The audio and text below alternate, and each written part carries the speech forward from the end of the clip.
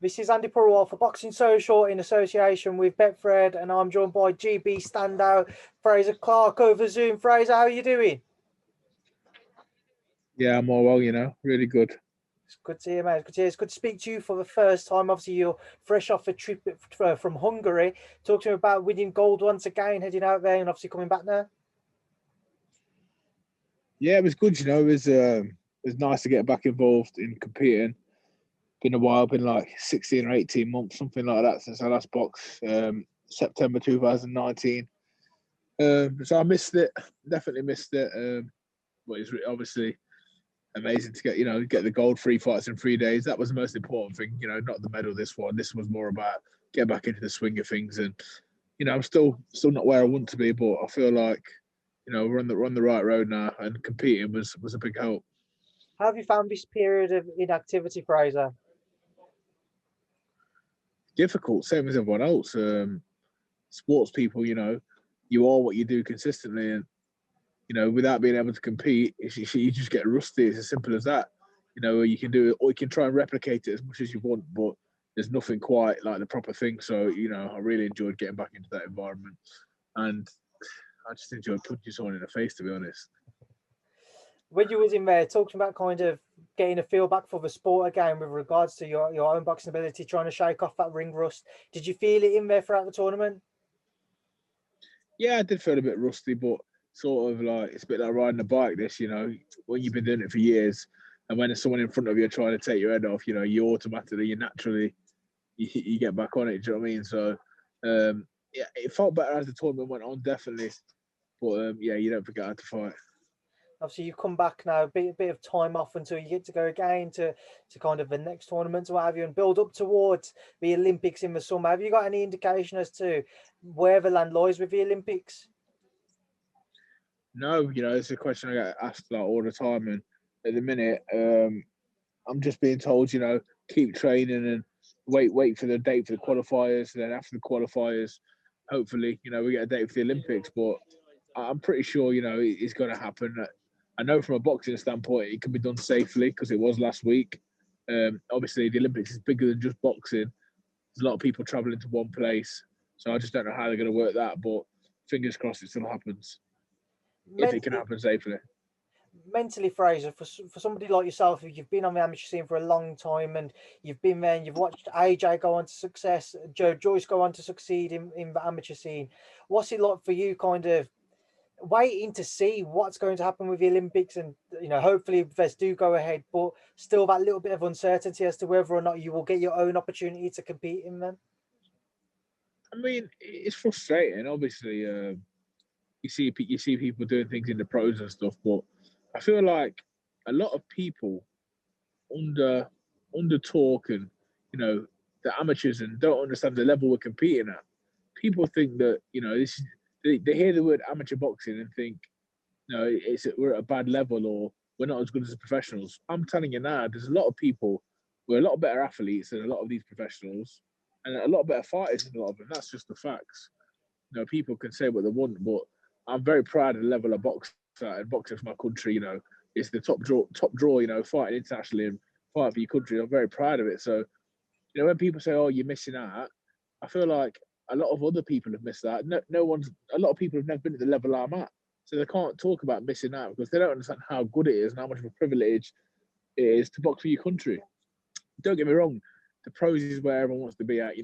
We see the TV, the lights, the glamour, all this and all that, but I think it's disrespectful, for people to say that I'm missing out because boxing for Great Britain is my nation and traveling the world for them. It's a massive honour, and people don't understand that. I think sometimes all that's going to come to me. I'm 29 years old. I feel the best I've ever felt, and I'm just getting better as a fighter, as an athlete. I'm getting better all the time. So when the time does come, whether it be, in the it will. There's no doubt about it. The Olympics is set to happen in July, August, September. By October, I'll be boxing as a pro, definitely. Fraser, Maybe sooner than that. Fraser, it's fantastic to hear you speak so openly about kind of your love for the amateur scene, and of course that the levels that you're able to box at. And it is true in what you say. You know, a lot of people can kind of overlook the amateur scene, especially in these times when we're in the middle of a pandemic and we are seeing kind of a lot of the younger fighters turn over sooner than what they would have probably imagined if it wasn't for the pandemic. Has it ever crossed your mind at all, though? Have you ever been tempted, especially when going back to the beginning of this pandemic? Oh, of course, I've been tempted, 100%. You know, as a fighter, I want to fight. And obviously, if the Olympics is never going to happen, if I find out tomorrow the Olympics wasn't going to happen, I'd be on the phone in seconds speaking to promoters, managers. Not that I haven't already. Do you know what I mean? I'd be on. I'd be making them calls and getting things set up. But obviously, at the minute, my belief and what I'm hearing is that the Olympics is still going ahead. So I'm just focused on that for now. And you say, yeah, a lot of people, young people are turning over, which is brilliant. You know, if that's the way they choose to do it, fair enough. But I think it's in the title. You know, professional boxing. I've been around everyone you can think of that's a name that I've been around and I've seen them. And I know for a fact the word professional boxing is thrown around lightly. Are you really professional? How many 19, 20-year-old lads are actually professional the way they live their life, ready to go into world title fights, British title fights even? You've got to be so professional. And I've seen it firsthand. I've been around everyone you can think of. And I know for a fact I don't mind admitting it. It's only took me till now to become professional. Before that, I wasn't professional. I wasn't living the right lifestyle. It was just no good. So I've seen people go into the professionals, not act professional. It's over for them by now. So my advice to the young lads is wait this out. I know it's frustrating to wait it out, get yourself boxing as a senior, get a bit of experience, then you can go and get your experience as a pro. I feel like everyone's in a rush. There's no rush. You know, if you've got the talent and you've got the commitment, it'll all happen for you. Fraser, you're speaking so obviously highly of the amateur scene currently there and what it can do for somebody's career. With regards to your own, for the amount of time you've spent around the amateur scene, how beneficial do you feel it will be for you and will play into your hands when you do make that decision to turn over into the professional ranks? I think it'd be massive for me. You know, um, people people that look at the amateur scene and think it's still tippy tappy point scoring system, they're wrong. You know, this is a brutal game, very very brutal. I just had 3 fights in 3 days, and if you could have seen my face, it looked like I've been in a car crash. You know, it's rough, it's tough, it's ready. You learn a lot. You box different styles. You learn that professionalism to be able to fight three days in a row. So I think it'll give me a massive boost, and I think I'll be a little bit ahead of the pack when it comes to experience. Don't get me wrong, I'm still going to have to learn an awful lot. Um, Completely different game, professional and an amateur game. People think, if you're a good amateur, you're going to be a good pro. It doesn't work like that. I understand that I've got to learn, the ways of professional boxing, the business of professional boxing. These are all things which I'm having to and I'm willing to learn. What's it like currently for yourself, Fraser? When you mentioned, you've been speaking to promoters, to managers, and what have you. What's it like speaking to them, but also trying to keep your mind focused on the months ahead and what you want to achieve in amateur sport before you do look at the professional ranks? Don't get me wrong, I keep the conversations to a minimal. Do you know what I mean? A lot of the time, it's just trying to keep yourself just in the mind of people, just so they know that the time is coming really soon. Um, I think for me, a bit of excitement and a bit of new blood after this coronavirus is needed in the professional scene. I think I can name 4 or 5 now that will be turning over, and I'm sure we're gonna light the place up. I'm positive of it. Um, so I'm not definitely not unfocused. I have the chat. I keep it to a minimum. I let people know that it will be happening soon, but at the minute my main focus is the Olympics, and everyone's respectful of that. To be honest, some people probably haven't even spoken to me because they know where my focus is at, and they don't want to disrupt it. But that time is coming soon enough, and as soon as I get the all clear, or I've been and competed at the Olympics, then I can go and have the conversations openly. Then Fraser, because of the success that certainly your weight we've seen at the past Olympics and past tournaments, aside from that, do you feel a pressure to kind of live up to those past expectations and the triumphs of past champions, most namely, obviously, AJ and Joe Joyce? there's a little bit of pressure, of course. There's there's just pressure. You know, if you're in that Olympic squad or you're on Team GB, there's pressure all around because we want to do well. I know what it does to the next group of people coming through. You know, obviously they paved the way for me. Joshua won the gold. That brought money into the program. Joyce won the silver. I know what their medals do in terms of funding.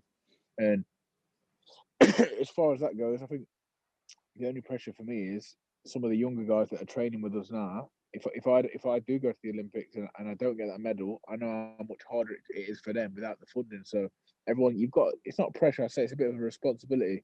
You have to do well in terms for the younger lads to come through. Do you know what I mean? And ladies. So I take that personally as well. I want them to do well as want myself to do well. So I'll be doing my best for me first and foremost. For my future. But I know what it does for other people. So I will 100% be putting everything into it. Frazer, you're obviously 29 now. You don't look it. I'm sure you'll be pleased to hear. You don't look it, but you Uh, are. When I you don't feel it, man. I don't feel it. that's good to hear, mate. Obviously, but when the time comes, you do turn pro. Do you feel the pressure will be put onto you to kind of rush through the pro ranks? It might be, but I ain't gonna rush. I'll do everything at my speed. To be honest, you know what I mean. I feel like that would be faster than the normal person's speed because I feel like the level I'm at and the level I will be at, I'll be able to move faster. So I feel like for instance, 4 rounders, I feel like they'll be pointless. I don't want to do no 4 rounders. You know what I mean? However fast that moves or however slow it moves, that's up to my promoter and manager. What I've got talked about that, but no pressure. I don't feel no pressure. I'm the one doing the job. I'm the one in there taking the punches. I studied the game. I know all the fighters, so I know roughly where I need to be at, who I need to be fighting. No one can pressure me. I'm the one that's in there, doing it. So I won't feel no pressure at all. People tell me to fight such and such, and have a look. If I think that's the right fight for me at the right time, and I speak to my experienced friends and people involved in my team, and they think it's the right time, we'll take that fight. Simple as that. I'll have a group of people around me that I trust, and 100% trust in their people, and we'll just do what's best for me. Frazer, I did an interview with Delicious Ori the other day, or Delicious Ori, sorry. I was asking him kind of about what his experiences were like sparring AJ. For somebody like yourself, who you've been in many of a camp with him, what's it like sparring AJ and seeing the progression of his career from the amateur scene up until this unified world champion?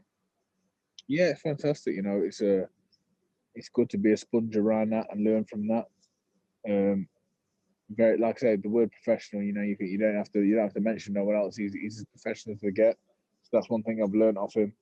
Also learn, you talk about pressure. There's no man in the world with the pressure that geezer. So I take the way he carries himself, learn from that. It's just fantastic to be around. Good energy, positive person, trains hard, enjoys what he does. That's the same as we're all trying. That's all we're all trying to do, really. Do you know what I mean? And then the other man, Joe Joyce, just to get your thoughts on something with regards to Joe. There's a lot of talk at the minute he might be facing Alexander Usyk. Your thoughts? Obviously, Alexander, fantastic amateur. He's gone and lit up the cruiserweight scene, undisputed there as a pro, and now he's aiming for world titles at heavyweight as a pro now. What are your thoughts, Usyk Joyce, if that one was to be made?